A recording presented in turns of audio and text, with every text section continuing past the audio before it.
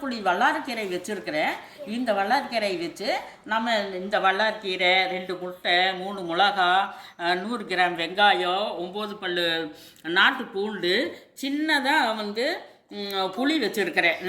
இலந்த பழசோட புளி வச்சுக்கிறேன். இதை வச்சு நம்ம வந்து வல்லாரக்கீரை நம்ம எப்படி செய்கிறதுன்னு நம்ம இப்போ வீடியோவில் பார்க்கலாம். வாங்க வீடியோவில் பார்க்கலாம். அதுக்கு முன்னாடி நம்ம சேனலை சப்ஸ்கிரைப் பண்ணாதீங்களா சப்ஸ்கிரைப் பண்ணுங்கள்.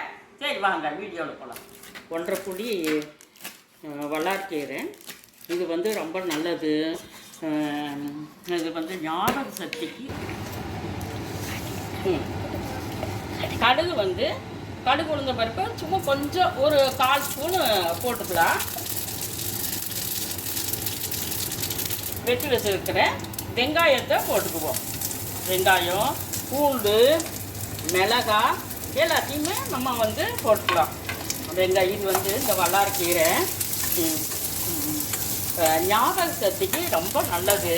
60 வயசு ஆயிடுச்சுனாவே ஞாபக சக்தி யாருக்குமே வரதில்லை. சின்ன குழந்தை 1 வயசு குழந்தை கூட நம்ம சூப்பு வச்சு சும்மா கொஞ்சம் கொடுக்கலாம். 60 வயசு 40 வயசு 50 வயசு இவங்கெல்லாம் வந்து நம்ம வந்து இந்த மாதிரி பொரியல் பண்ணி சாப்பிட்டுக்கலாம். அது எப்படி செய்கிறது அப்படின்னு சொல்லி நான் உங்களுக்கு இப்போ காட்ட போகிறேன். இப்போ வந்து வெங்காயம் மிளகாய் எல்லாமே கொஞ்சம் எல்லாமே வெந்துருச்சு. இப்போ நான் வந்து இந்த வல்லாரக்கீரையை இப்போ 1.5 புளி வல்லாரக்கீரையை சின்னதாக வெட்டி வச்சுருக்கிறேன்.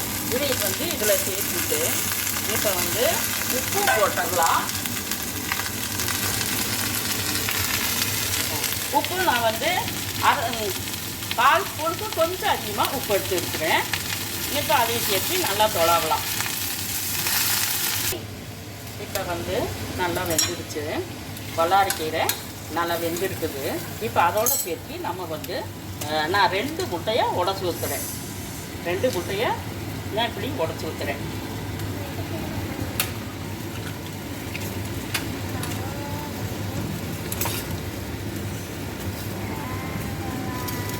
ஆல்ரெடி உப்பு போட்டாச்சு. இந்த முட்டையோடு சேர்த்து இந்த வல்லாரக்கீரையை நல்லா வணக்கணும்.